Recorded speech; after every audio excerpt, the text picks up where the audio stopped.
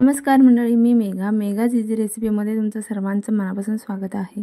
Hello. तर मंडळी, मी आज तुमच्यासाठी घेऊन आलेली आहे मस्त अशी रेसिपी, जी तुम्ही बनवून 4 ते 8 दिवस खाऊ शकता। आणि ही रेसिपी खूप टेस्टी लागते आणि करायलाही अगदी सोपी आहे।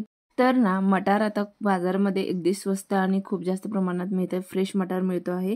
तर तुम्ही अशा पद्धतीने एकदा मटाराची ही पुरी करून बघा। त्याच्यासाठी मी इथं 10-12 मिरच्या घेतलेल्या आहेत, पण हा मसाला मी सर्व वापरणार नाही, तर थोडा याच्यामधील काढून ठेवणार आहे। त्याच्यामुळे खूप साऱ्या मिरच्या घेतलेल्या आहेत आणि सोबत 10-12 लसूणच्या पाकळ्या, अर्धा चमचा जिरं आणि 1 पाऊण चमचा लिंबूचं फूल घेतलेला आहे। आणि इथं मीठ अर्धा चमचा। लिंबूचं फूल नसेल तर तुम्ही नंतर लिंबूचा रस वगैरे वापरला तरी चालू शकता। आणि नंतर आल्याचा 1 तुकडा वापरलेला आहे। हे सर्व आपण मिक्सरला मोठं बारीक करून घ्यायचं आहे। तर बघू शकता मी अशा पद्धतीने हे बारीक करून घेतलेलं आहे।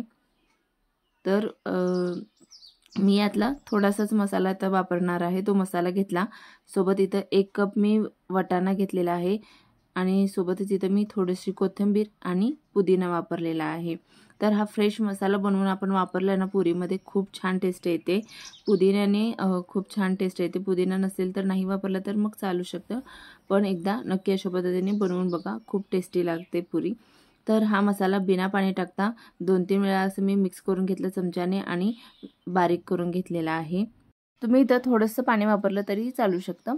त्याच्यानंतर मी इथं 1 कप बाजरीचं पीठ घेतलेलं आहे। बाजरीच्या पिठाऐवजी तुम्ही बेसनचं पीठ घेऊ शकता किंवा पूर्ण इथं गव्हाचं पीठ घेतलं तरी चालू शकतं। तर इथं 1 कप बाजरीचं पीठ आणि 1 कप गव्हाचं पीठ घेतलंय। सोबत मीठ घातलं अर्धा चमचा आणि लहान चमच्याने 1 चमचा हळद घातलेली आहे, त्याच्यामुळे पुरीला कलर छान येतो। 1 चमचा लाल तिखट, जे मसाल्याचं लाल तिखट आहे। आणि सोबत हे आपण जे बारीक करून घेतली होती ती मटाराची पेस्ट याच्यामध्ये घालायची। आता ना, हे सर्व आपल्याला व्यवस्थित मिक्स करून घ्यायचं आहे आणि वरून जितकं पाणी लागेल तितकंच घालायचं। तर मटारामध्ये ऑलरेडी पाणी आहे, त्यामुळे आधी ते व्यवस्थित मिक्स करून घ्यायचं। त्याच्यानंतर थोडंसं पाणी घालून आपल्याला हे घट्टसर असं पीठ मळून घ्यायचं आहे।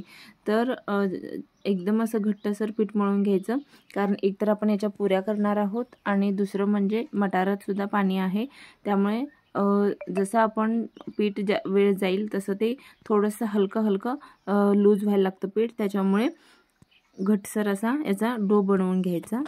तर एक 4 ते 5 मिनिट मी पीठ छान असं मळून घेतलं आणि बघू शकता एकदम असं घट्टसर असं पीठ मळून घेतलेलं आहे मी। आता काय करायचं, याच्यात तुम्ही छोटे गोळे करून ना छोट्या पुऱ्या केल्या तरी चालू शकतं। पण मी इथं चपातीला आपल्याला जेवढं पीठ लागतं तेवढं पीठ घेतलेलं आहे। मोठी अशी याची चपातीच्या आकाराची पोळी करून घेतलेली आहे, कारण हे करायला इझी पडतं, पटपट आपल्या पुऱ्या होतात, त्याच्यामुळे मग मी अशा पद्धतीने केलेलं आहे। तुम्ही एक छोटे गोळे करून पुरी केला तरीही चालू शकतं। तर अशा पद्धतीने मोठी अशी याची पुरी लाटून घ्यायची आणि ग्लासच्या किंवा कोणत्याही झाकणच्या वगैरे साहाय्याने हे आपण अशा पद्धतीने पुरी करून घ्यायची आहेत। अशाच पद्धतीने तुम्ही सर्व पुऱ्या करून ठेवू शकता आणि एकत्र तळू शकता, किंवा सोबत तुम्ही पुऱ्या झाल्या की पटकन तळूनही घेऊ शकता।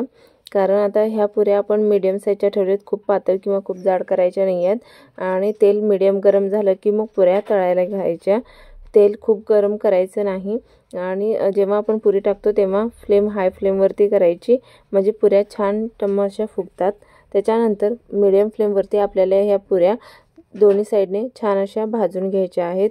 याच्यासाठी एक 3-4 मिनिटं लागतात। दोन्ही साईडने छान लालसर कलर येऊपर्यंत पुऱ्या तळून घ्यायच्या, म्हणजे छान भाजल्या जातात आणि छान टेस्टलाही छान लागतात, आतून कच्च्या राहत नाहीत। तर इथे बघू शकता मस्त अशा आपल्या पुऱ्या भाजलेल्या आहेत। पुऱ्या छान टमटमीत फुगलेल्या आहेत आणि एकदम साधी सोपी अशी पद्धत आहे, पण अशा पद्धतीने पुऱ्या केल्यानं खूप टेस्टी लागतात। तर त्याच्यामुळे तुम्ही ही रेसिपी नक्की ट्राय करून बघा आणि व्हिडिओ आवडत असेल तर लाईक करा, म्हणजे तुम्हाला व्हिडिओ आवडला आहे की नाही ते मलाही समजेल। तेलामध्ये टाकल्यानंतर पुरी जोपर्यंत वर येत नाही तोपर्यंत त्याला हलवायचं नाही, नंतर असं थोडं प्रेस करून घ्यायचं, म्हणजे पुऱ्या छान फुगल्या जातात। तर अशाच चॅनलवर मटारच्या अजून रेसिपी आहेत, त्याही नक्की ट्राय करा आणि अजून कोणती रेसिपी हवी असेल तर तीही कमेंट करून सांगायला विसरू नका।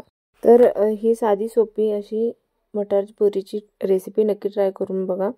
आता ह्याच्यामध्ये लक्षात ठेवण्यासारखी पहिली टिप म्हणजे मटार एकदम छान फाईन बारीक करा. नंतर याच्यामध्ये ज्वारीचं किंवा बाजरीचं किंवा बेसनचं पीठ घाला आणि तळताना पहिला गॅस हाय फ्लेमवरती ठेवा आणि थोडंसं पुऱ्यावरती आल्या की हळूवार त्याला प्रेस करायचं, म्हणजे पुऱ्या छान टम्म फुगल्या जातात. रेसिपी आवडली असेल तर लाईक आणि चॅनलला सबस्क्राईब करा.